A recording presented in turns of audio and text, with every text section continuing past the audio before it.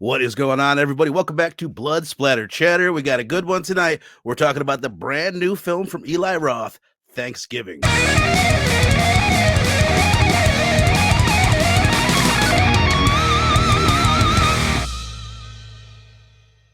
All right, as I said, we are talking Thanksgiving tonight, and I am flabbergasted to be joined by my homie from Pop Culture Philosophers. It's Mr. Rockin Robbie Billups. What up, bro? Yo, pop, pop, boom, click, blip, blip, blip, blip, blip. How you doing, man? It's a little inside joke right there. Dude, I am stoked. So, as I was just telling you backstage, I just got out of the movies. The last time I did this, where I got out of a movie and then I recorded something right after, was the Batman movie with you. And I had no idea. Like, the whole time you guys are talking about the movie, I'm like, is that the movie I just saw? Like, I usually need like a day for it to sit in. I feel like I've got this one in there. You saw this yesterday, right? That's right. Yesterday, the very first showing in my city, period, I went to go see because I've only been waiting for this movie for like 16 years. So, all right. Well, I don't know if I've ever been more curious about someone's opinions on a movie and what you thought about it. But before we get into that, I think we're going to do it like this. Let's start out, because this is a murder mystery thing. Let's at least start out like the first little bit here, spoiler free. So we'll actually just want to start out by just this Eli Roth fella. What are your thoughts on him? Like, who is Eli Roth, and what's your thoughts on his career leading up to Thanksgiving? I'm a huge Eli Roth fan. Like, it's no surprise to anybody who knows me or has interacted with me in any kind of way, or even watches my channel, watches DHS, watches Blood Splatter Chatter. I am a nut for Eli Roth. And it started because Cabin Fever was a movie that came out when I was in my early 20s. I was toying around with the ideas of wanting to be a filmmaker. And I was writing scripts, and I was trying to get people together, and I was trying to figure out ways that we could get cameras and this and that. And I was really wanting to do horror films, right? Like, it really got inspired after the Blair Witch Project. It really that's when I realized, you telling me all I need is a high 8 camcorder, I can make a movie? And so at that point, I dived really deep. So it's around the same time that I'm discovering Italian horror, right? Because all I know is like Freddy, Jason, Michael, the stuff that I grew up with, the Evil Deads and all that kind of stuff. But at this point in my life, I'm becoming a little snobby, Robbie, but I'm trying to dive into horror. And then you have a movie like Cabin Fever come out and you hear about it. And I watched it and I absolutely loved Cabin Fever. But then there was the Hostel thing, right? And when Cabin Fever came out, it came and went. I watched it. I liked it. I was like, hey, it's got the kid from Boy Meets World. I was like, that's all it was. But then when Hostel's getting ready to come out and Tarantino's like talking about how good this movie is and how old school it is. Also, at the same time, I'm getting into Japanese horror films. So I'm looking for something gnarly. I'm trying to push those boundaries. I'm trying to find something truly ridiculous, right? I watched Hostel, loved it. Watched Hostel 2, loved it. More so than that, unlike many other directors, Eli Roth's personality wins me over because he winds up on a lot of TV programs. He winds up as an expert that's always interviewed for any kind of documentary about horror films. For me, it was the Bravo's 100 scariest movie moments of all time or something like that. You can still find that on YouTube, but it was a bunch of different people. And they were just basically doing a countdown of like the 100 best scary movies and the particular scene in each movie. That was the show where I found out about the eye gouge in Fulci Zombie, right? And Eli Roth's going on and on and on about Italian horror. I'm getting into Italian horror. I'm like a cool hip dude in my early 20s in the 2000s.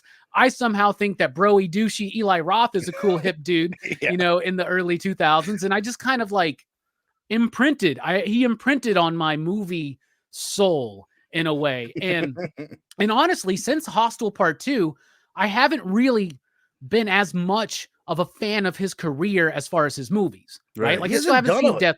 He hasn't done a whole hell of a lot where he's been the sure director. Hasn't, man. He does stuff like with Shark Week. He did that awesome show for Shudder, The History of Horror. Yes, which is brilliant. That when you were talking before about like liking him as a person, that was really my introduction to him. It was like, dude, this dude's a cool dude. He's a big horror fan. You can tell he's a regular down to earth guy. I listened to it as a podcast, actually. I didn't even know it was a show for a while. Oh, the show is really good, but the podcast is even better because you get those full uninterrupted conversations, right? Yes. And he knows horror. He knows what makes it work, and I think he's got a great brain, right? Like I haven't seen Death Wish, and I actually like House with the Clock in its Walls. I like Knock Knock. But it's been sporadic since Hostel 2, and he's never really gone back to do something truly horror. You know what I'm saying? But dude, History of Horror, the Bravo's 100 Scariest Movie Moments, him as an actor in movies like Inglourious Bastards, like I Right. just like him. And I remember talking with Dylan one time. We did an Eli Roth spotlight, and I was like, he's like what Adam Green is today. He's the horror fan who like loves talking about horror probably more than he enjoys actually making horror films, right? But of course, then the Thanksgiving trailer releases on the Grindhouse movie, and I've been waiting for this movie ever since. Yeah, I wish he would have made it then. It would have been a Right. different film. But Right. yeah, It's in some ways, and we'll definitely get into it. I feel like it feels like he made it then. Like it feels like a movie of that era in a lot of ways. But I guess I'll say my little piece on him. He's the type of guy, and I've said this to you a bunch of times. I'll bet I didn't even know the name until I started hanging out with you and Dylan on DHS. I knew the movies. I'd seen Cabin Fever and Hostel 1 and 2, but it wasn't, he's not like I didn't know names like Eli Roth then. And I remember when we did Cabin Fever for Dylan's horror show, going into it, I had watched it like a few months prior to that. And me and my wife watched it, and we were like, this movie's fucking annoying. It's gross in a way that I don't like, and I just wasn't into it. Then revisited it again for DHS, and it just like hit me right, like in the funny bone. What he's good at is giving you like a fun, different, quirky, entertaining vibe with Tarantino-esque, with nowhere near the talent dialogue. You know what I mean?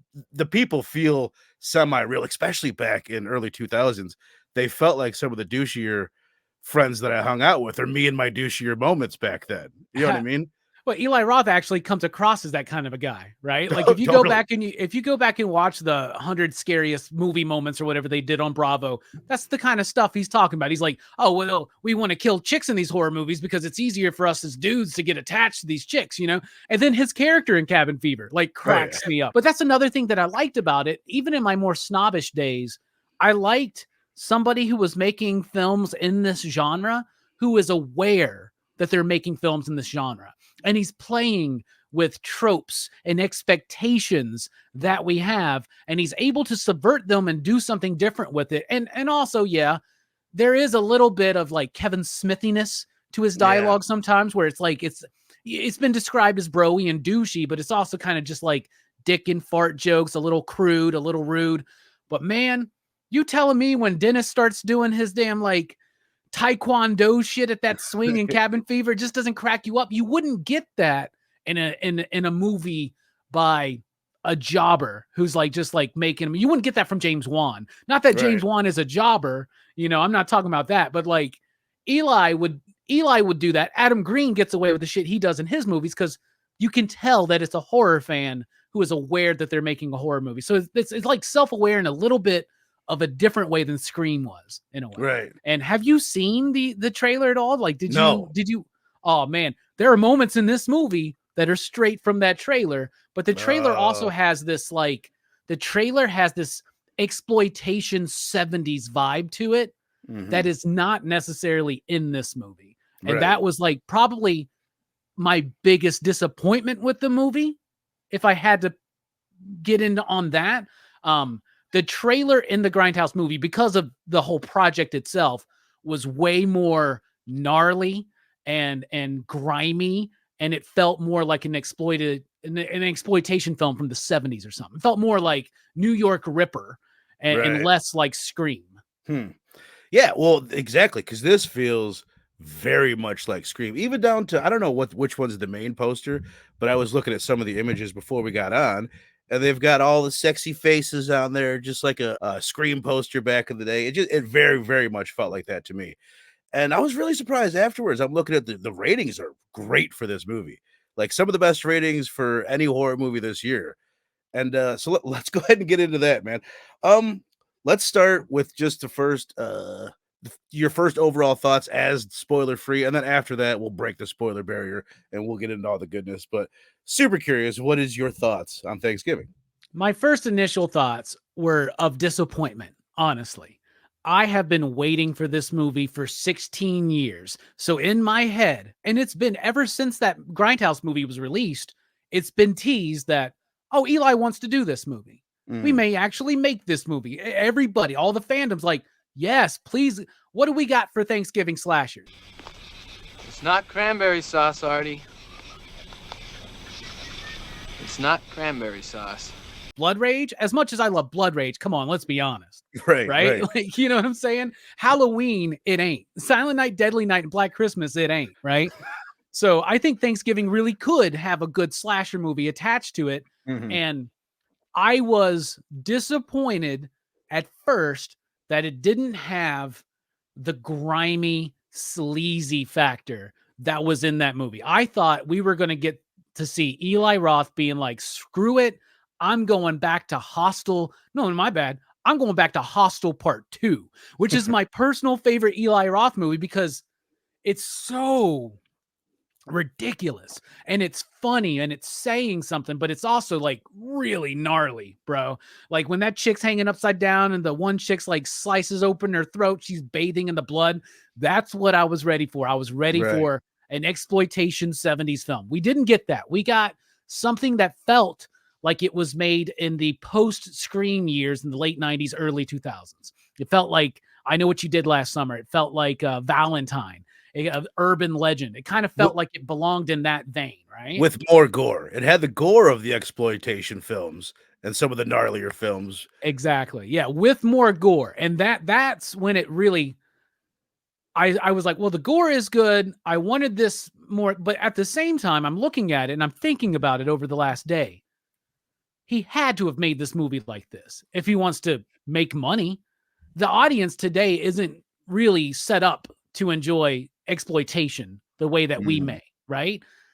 The audience today wants stuff like The Black Phone and Scream 5 and 6. And it makes sense why, I'm going to use this word, and I don't want anybody to take offense, but I mean it. It's why Eli Roth softened his idea and premise behind this movie. It is a softer film than what I was anticipating, and of course, building up in my head over years and years and years. But I do like the movie. I like the movie. I do think that the opening is really strong. I like the premise and the setup. I like that there are bits from the Grindhouse trailer that are in this movie. The Grindhouse trailer has nudity. This one, not so much, but like the trampoline scene's way different and the a little bit more exciting in the trailer. That's part of it. That's interesting because that kind of felt to me like kind of plugged in. You know what I mean? Like it didn't quite fit in the movie. That makes sense. It was part of that trailer. You really need to go back and watch the trailer now. You can find it on YouTube, and it's so freaking funny, man. I love it. But I like the opening. I like the setup. I do think all the performances are solid enough, but I don't care about any of those characters at all. I wish that the movie was a little bit tighter. Like it's like an hour and 45 or something like that. And I think it could be a good clean 90 minutes in there that we could get into. It's very obvious what the Act 3 reveal is going to be for me, like incredibly obvious. It's not really hidden. I would have liked a little bit more kills, a little less teenagey kind of stuff because I don't care about any of those characters, but I like the setup for the story. I love the villain, the slasher himself. What, John Carver? Is that what they're calling him, right? The Pilgrim dude. I love the look. I love the creative kills. They're all kind of involve Thanksgiving ideas or objects, like, you know, like the meat tenderizer and stuff like that. So I like the movie. I really do. And I just had such a high, I had this expectation here and it delivered here for me. You know, if that makes sense. Like if this movie was an exploitation film, I wouldn't expect to care about any of the characters, but because they're like trying to give me like this more modern vibe, I'm like, all right, these are decent performances. Like write some good characters. Like I think the characters in Cabin Fever come across a little bit more intriguing than these ones. But overall, I did enjoy the film. Would I have liked it to be even more gnarly? Would I liked it to be trimmed down just a little bit? Maybe. And the characters, though, as long as it had those things, I wouldn't give a shit about those characters still. But it is a bit too predictable for me, too. Totally.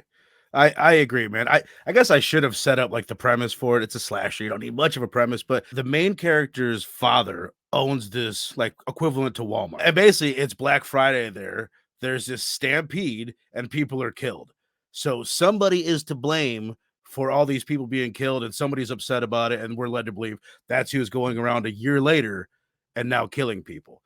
So with the premise set up, let me just say, I went in, as I said, Eli Roth, I'm not the hugest fan. I enjoy his movies. Just from the few images that I've seen, I'm like, oh, it looks clean.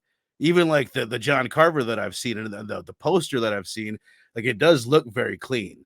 And I'm like, it's probably going to have some gnarly ass kills, but my expectations were like mid, right? I'm not expecting much. Bro, I fucking hated it. Like, I fucking hated this. Like, I had a terrible time at this movie. I could not wait for it to get over. The kills were gnarly. Like you said, the performances are good. It looks good. It's shot decent, but there's nothing like special about the way it's shot. And I did not give a fuck about this story. I'm never the guy. Never. I've never predicted who the killer is in any movie ever. Not even a Scooby-Doo cartoon. And right away, I'm like, this guy's the killer. And he was. I was like, no way is he actually the killer at the end. Dude, I knew it.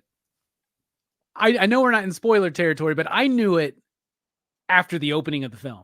Yeah, me too. It was that fucking obvious, man. it was like, there's a couple characters that are really going to stand out as being like too nice or something. And this guy he was clearly too nice. He was too concerned about trying to catch the killer and concerned about everybody. That's like, well, and the motive is too forecast in just the first like 10 minutes of the film. It's so forecast. Right. Like, I'm like, are they trying to be subtle with that? Right. And I'm not saying it was terrible. My experience at that movie was bad. I went to the movie by myself. It was just me and some random guy back behind me.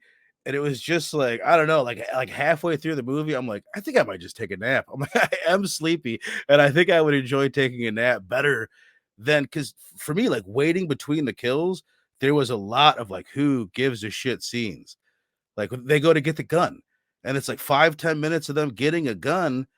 And it's like, is there something cracked funny? Me up though, dude. The gun shit cracked me up, dude. The club that the guy's running or whatever. I don't know why that shit. I think it's a movie that I'm going to appreciate the more and more I watch it by focusing in on the bits that I really, really like. I hope so, dude. And just like I heard you talking with Rex earlier, and it was the same thing. Like I'm trying to go into a movie, with my expectations, whether just ignore my expectations.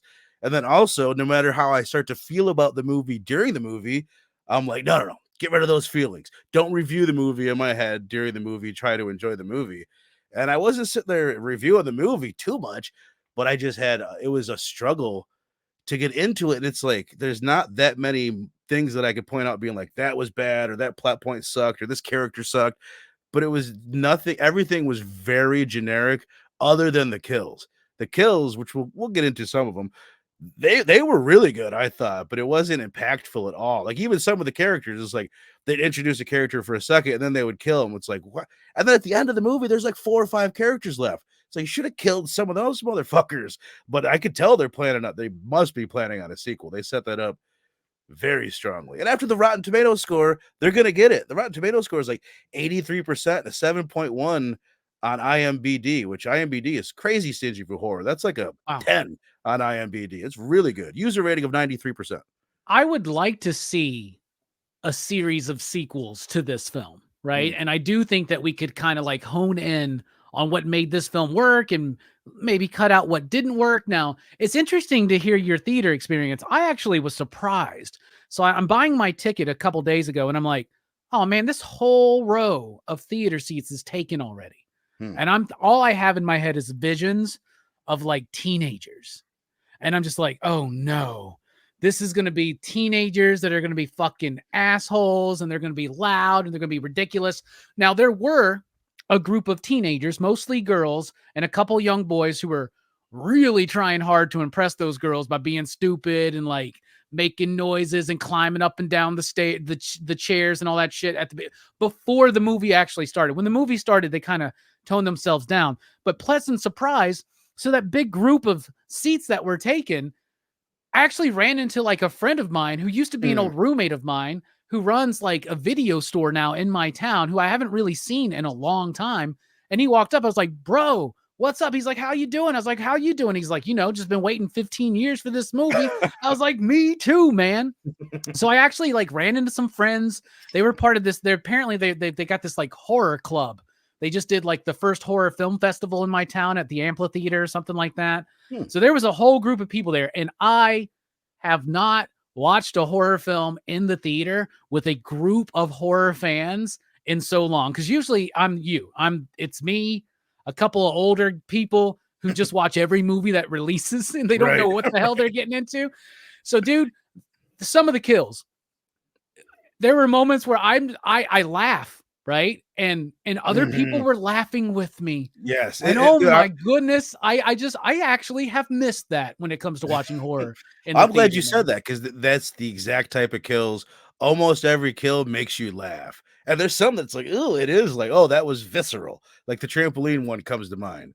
Oh, dude, right? We're all like, everybody's like cringing in the theater, like, ooh, no, that's not good, man. The one that gets me is the baking one, dude. That's the one where I'm like, that's so not cool, dude. You did that way better than Saw 2. Any other kills you want to highlight, or just talk about the violence in the movie and the gore and shit? I love every single kill in this movie, bruh. I love every single one.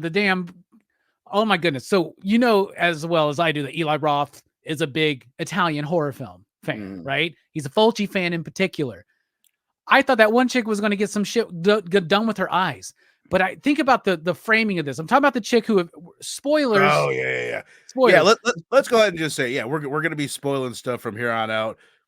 But yeah, you've been so warned. The woman that gets the corn cob holders like through her ears and all that shit. Think about the way they set that up. Like they're doing the eye thing. She's putting her contacts in. He's doing the Fulci like profile picture of the eye, and I'm like, oh my god, this chick's about to get her eyes going. Then she gets the Q-tips out, and I'm just like, oh my god, that was brilliant. That is set up, right? And it like I was already filled with tension, knowing that something gnarly was about to happen, and we didn't get no eye gouging, but what we got was really cool. The oven one really gets me because, and it's not even just the oven one, but like the presentation of the dinner, and I love the idea that there's the family dinner. The guy reminded that runs, me happy birthday to me. Yes, absolutely. Right. We just needed somebody to get stabbed through the mouth with kebabs. Right. The dude who runs the Right Mart or whatever it's called, like that guy, I would like to see more of him because one of my girlfriends watches the show Suits or whatever on Netflix, and he's in it. And it's, I get when she first started watching it, I'd be like, this is one of those dumb generic fucking shows. Bro, I'm not going to lie. After a few episodes, I get into it. And I'm just like, and so I was excited to see him there. The one kill though, that like the best reaction for me and the theater, the diner, right? She works at the diner and he like drops her in some ice or some water, puts her face on the freezer door. She has to rip her flesh off of that thing. But that's not what kills her. But dude, the fall into the dumpster and how like her body just goes, and then like we all just laugh in the theater, man. And I'm like, that was wild. That was cool. And then you see her up there and you see half her body on the sign. It says 50% off sale. And I was just like, oh my God. I didn't even catch that. Yes, man. And that's why even one of the characters says, we better find out who the killer is or we're going to be 50% off or something like that. We're going to be half off, dude. I fucking loved it. I loved it. That kill, I love all of the kills, bro. Oh yeah. The kills, I mean, they're pretty much exactly what I was expecting kill wise. They are creative.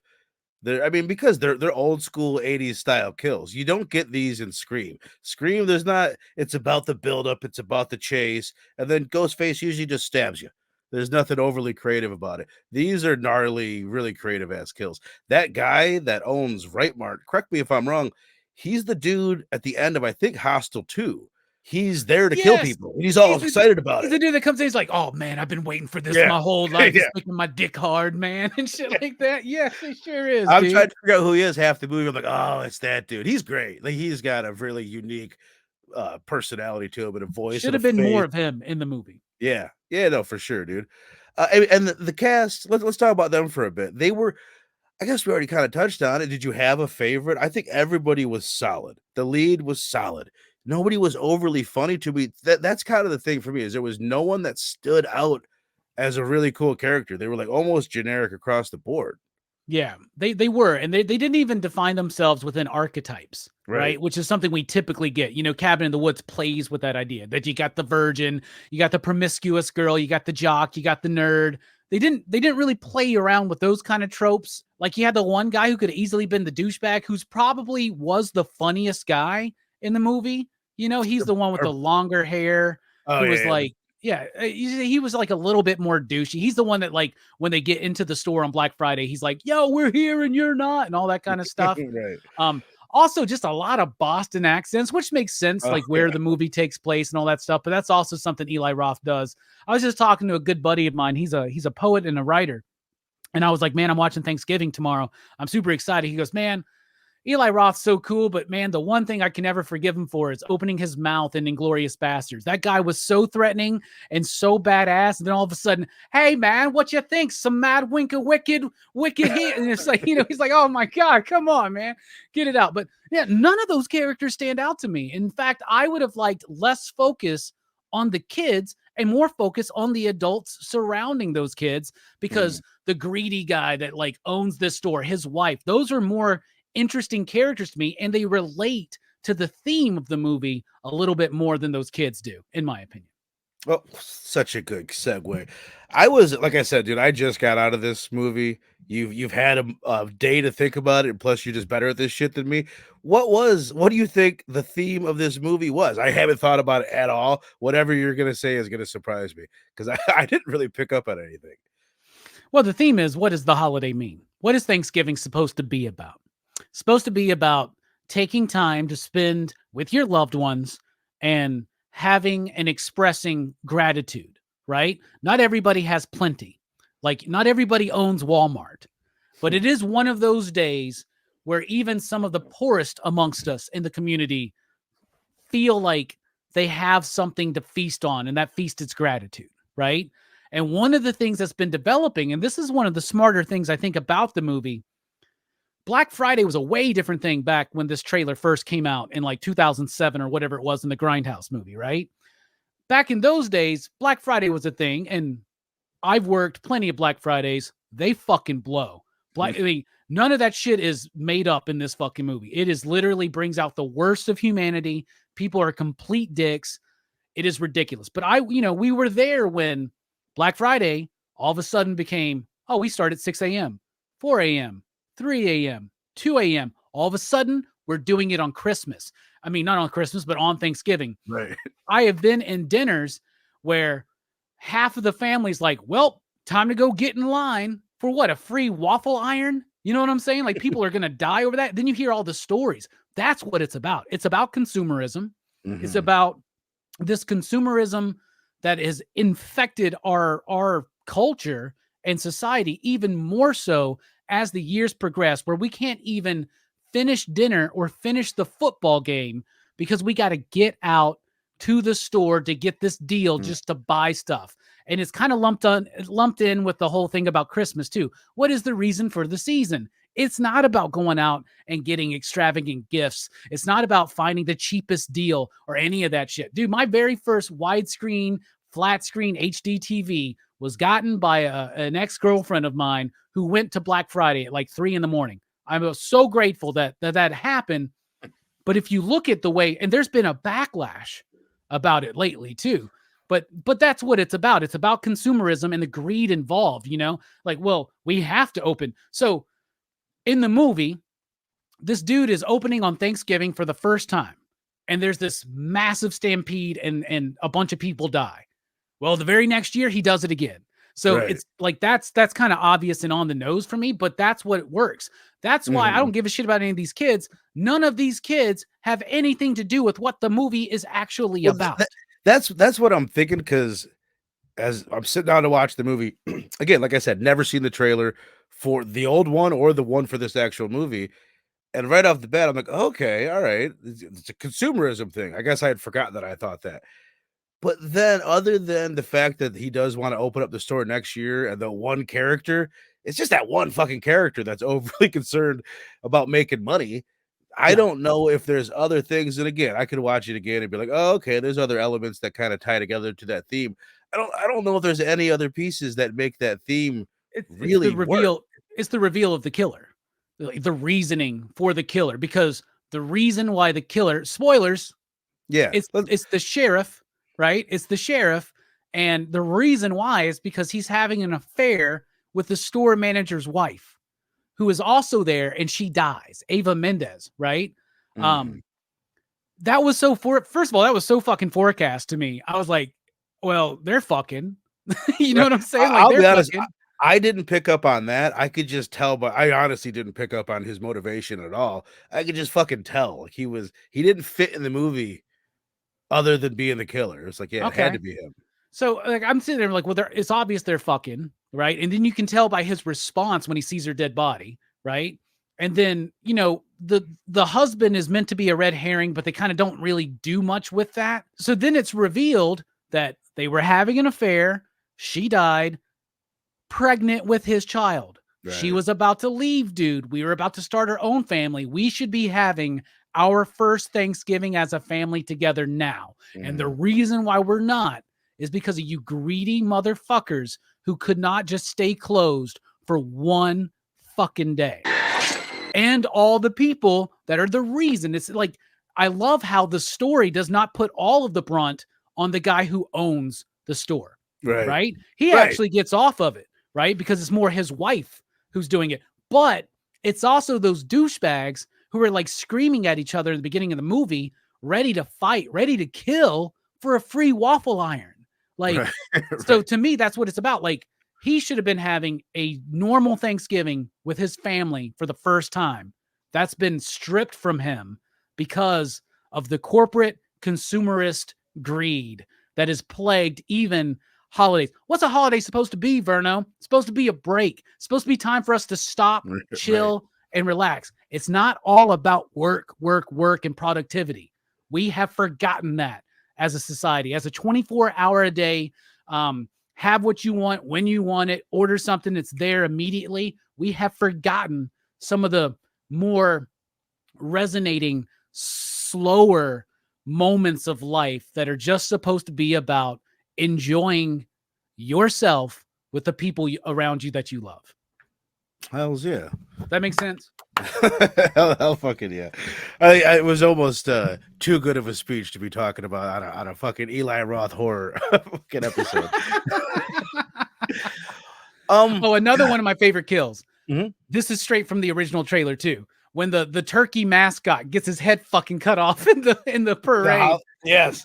Was the clown part of the trailer? Because that kind of was like surprising to me. Like, no, he actually shows up in full pilgrim gear and just like cuts the dude's head off. Yeah. It's so wild to me. Oh, dude, how about the part where they got the main character? She's running from him. She walks, I think they're at a school. There's all these mannequin heads on a table. And instead of hiding under the table, which has like a black cloth around it so you can't see below it, she just hides there with her head amongst the mannequin heads, waiting for him to come along.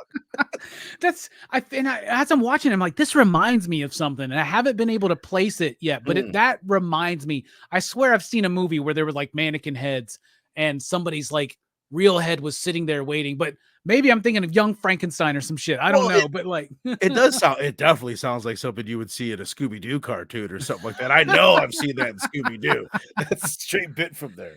There's something inside of me that feels like there's an Italian film that I've seen that was like that, right? But I am slightly disappointed that Eli Roth finally gets to do a proper slasher, right? Because I wouldn't necessarily call Hostel or a Cabin Fever slasher films. He's never actually done a just pure slasher. This is his moment to make Giallo, right? This is his moment to fill that Fulci wish, and he doesn't quite deliver on it. I was just gonna say, when you said that, I'm like, I would rather see him make like a more traditional slasher that didn't have the mystery element to it. But I totally get that. He is a huge Giallo fan. That's the thing I've learned from history of horror.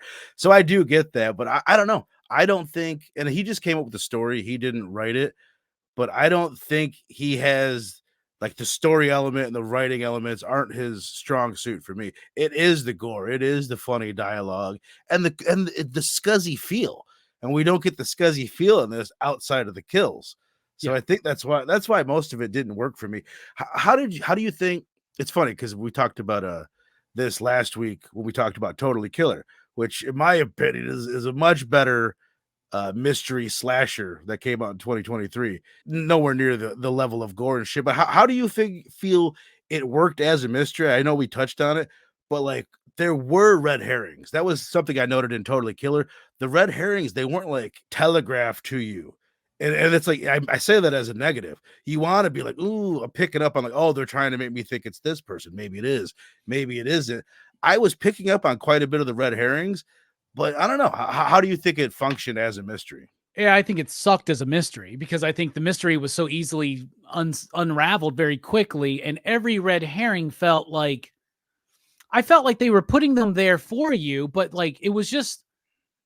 I mean, the people that are going to watch this movie, I don't know. Maybe there are people just walking into this movie knowing that it's a holiday-themed slasher film. Mm-hmm. They don't know much about Eli Roth. They don't know much about the genre. And maybe to them, like, it's very screamy, right? Oh, is what it is, right? Very screamy. It's so screamy, but it doesn't have the weight of the characters of Scream. Scream's got some of the absolute best characters in any slasher. That first Scream in particular. Mm-hmm.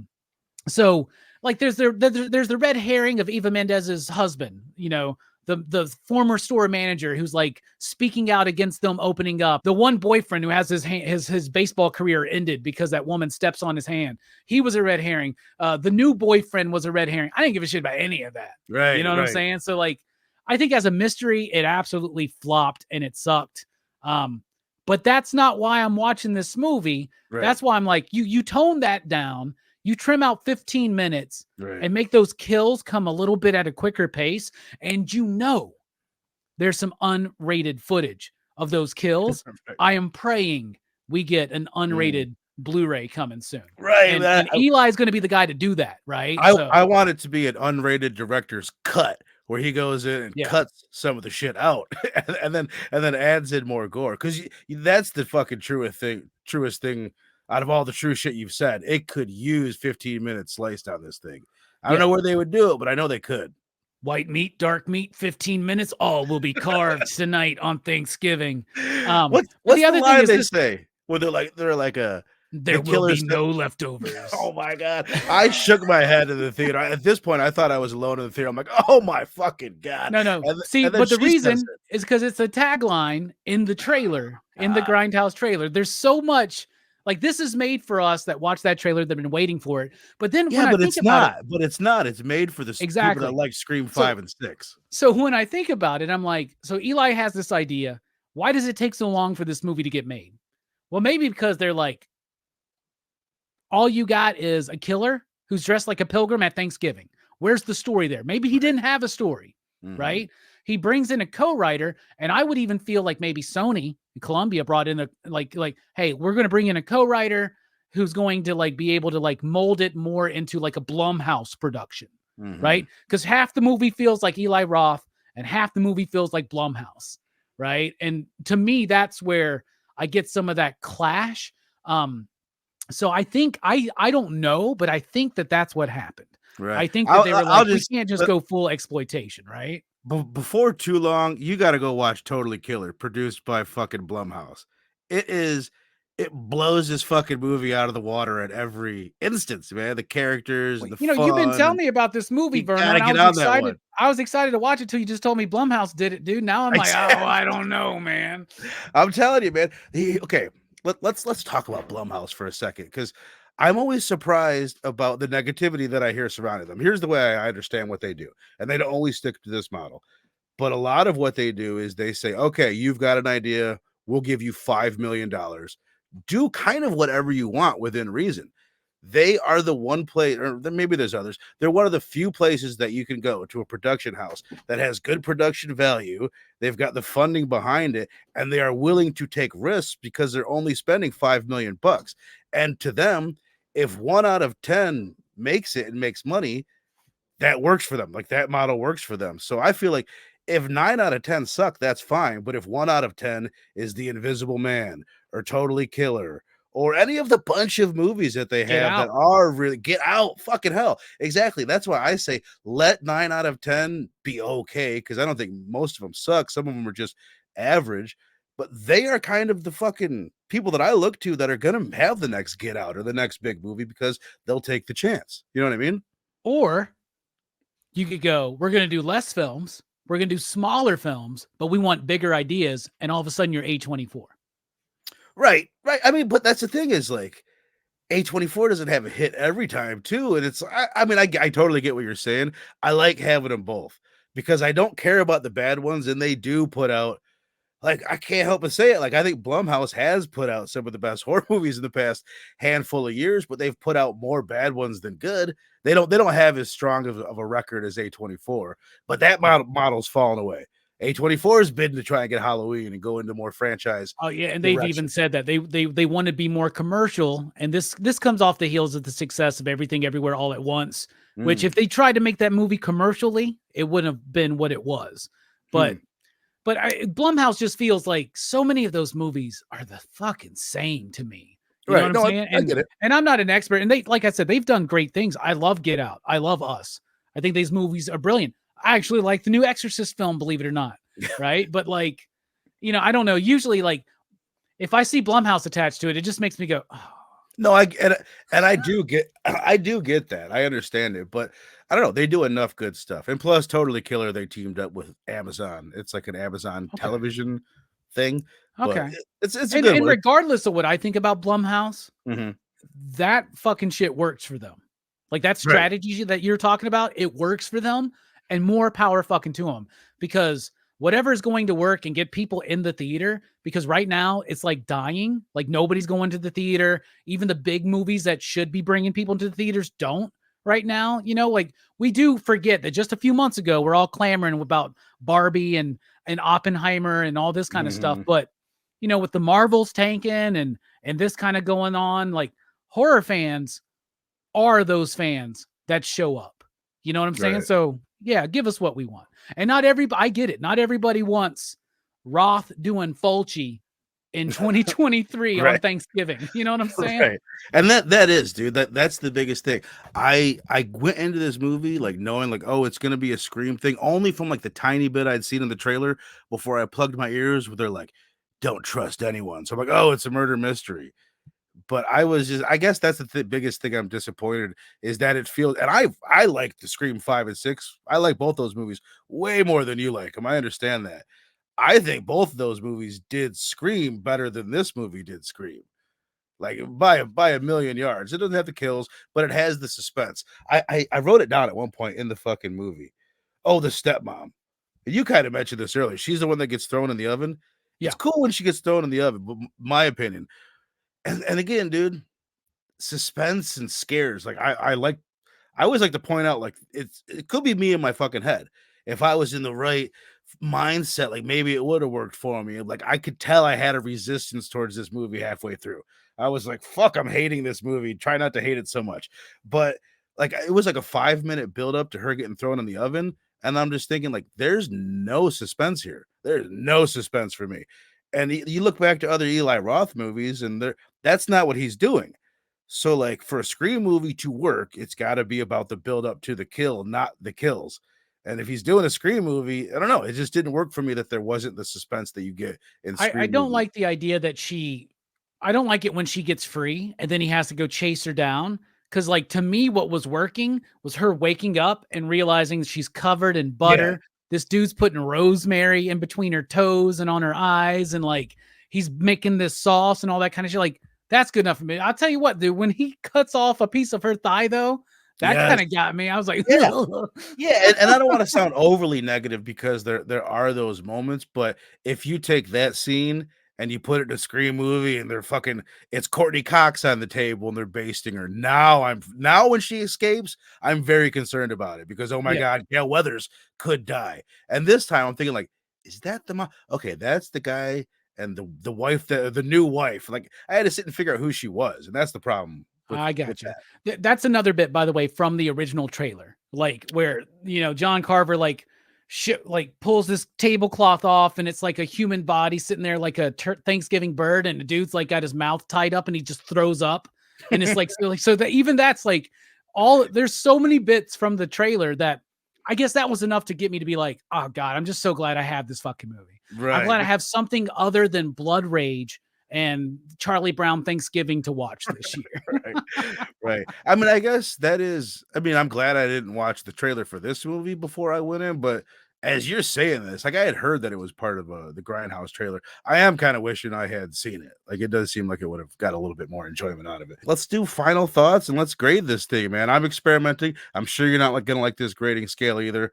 1 out of 19. No, I'm just joking. Let's just do give me a score out of 10, and you can we're doing CGC grading. You want to do a 9.8? You want to do a 1.1? Anything you want to do with those decibels? I ultimately at first was disappointed, but ultimately thinking about it, I did enjoy myself. I do think we need more movies like this, as cookie cutter as some of the elements were. As much as I didn't care about these characters, I'm not here to care about these characters.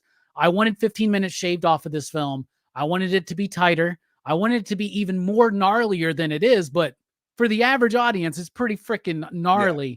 So I will go 6.9 out of 10. Is what I'll give it. Yeah. Hell yeah, dude. Hey,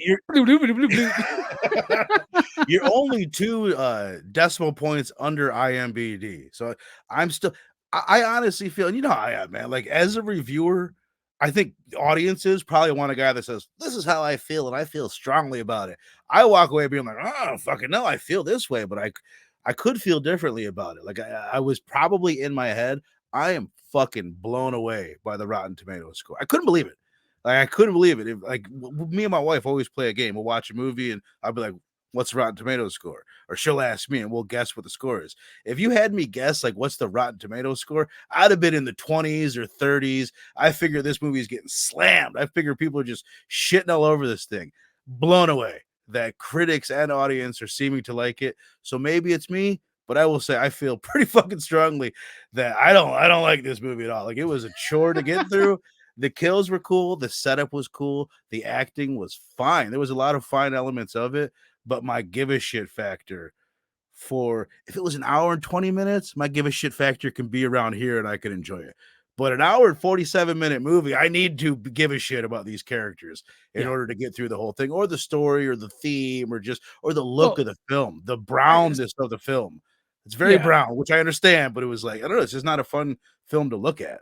Yeah, I will say, like, first of all, I have the same reaction every time, like when Black Phone comes out or like Scream 5 came out, and I would like look at Rotten Tomatoes and be like, what? Right. What are you? I feel like I'm finally on this side of the argument because I'm usually arguing for the other stuff. I wasn't for Black Phone, but yeah, I usually am on the other side. Yeah. And I like the aesthetic of the film, and God, there was something else I was going to say, but who cares? I don't remember it now. For a grade, I'm going with my fucking gut. I'm giving this thing a 4.5. It is a movie that I don't intend to watch again, but I think I probably will. So I guess I'll just put it like that. For people, I just want everybody to know this is what happens when Verno hasn't watched a movie twice. He apparently just hates maybe. Maybe, and honestly, dude, like it's even like a theater thing with me. Just to put it in context, I went and saw Civil War when it came out. I was pretty underwhelmed by it. And like Civil War is one of my favorite Marvel movies of all time. I do that. But usually it's because I go in with expectations like super high. I went in thinking this wasn't going to be a great movie. And I tried, and maybe that's why I didn't like it, but I don't know. It did not work for me. But I'll say anybody watching on the rewind, which anybody that's watching is watching on the rewind because we're not live. So I hope somebody's watching. Go ahead and put your scores, put your thoughts. I am so curious, especially the people in the PCP army, the people that we see and we know, and I know the reactions to most movies. I am so curious what everyone in the army thinks of this movie. So let me know down below. But I got 4.5 from me, a 6.9 from Mr. Rockin Robbie Billups, man. Final thoughts, and what do you got going on? This episode should be airing. I think I'm going to get this out by like Saturday or Sunday sometime. So what do you got coming up after that? Well, we're in Van Damme November, regardless of when it gets released. So we've already talked about Bloodsport, one of the greatest movies in cinema history. We're about to be talking about Kickboxer, not one of the greatest movies in the history of cinema, but not too bad. It's pretty. No, it's a good one, man. It's it's good.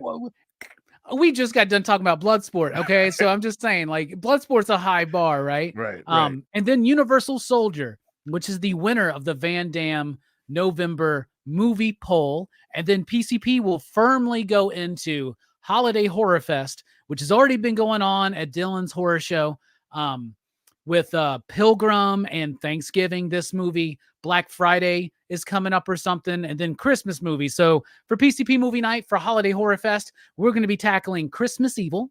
We're going to be talking about Silent Night, Deadly Night, Linnea Quigley classic, and we're going to be ending the year with New Year's Evil. So it's going to be a great, great Holiday Horror Fest for us.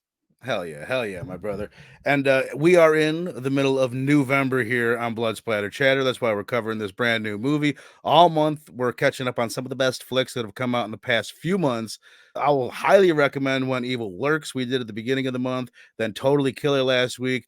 This flick here. And then keep an eye out. I'm pretty sure that I'm going to be putting together an episode, a live show, either this Wednesday or this Friday. So either before Thanksgiving or after Thanksgiving, we're going to watch Cobweb, which is one that I hear a lot of buzz about. It's on some people's best movies of the year list or best horror movies of the year. And then at the end of the month, a movie that's on everybody's top horror movies of the year list is Talk to Me. And we'll be talking about that. So let's wrap it up right there. I appreciate the hell out of everybody. Robbie, appreciate the hell out of you. And happy Thanksgiving to everyone. Hope you guys have a great holiday, and we will see you next time.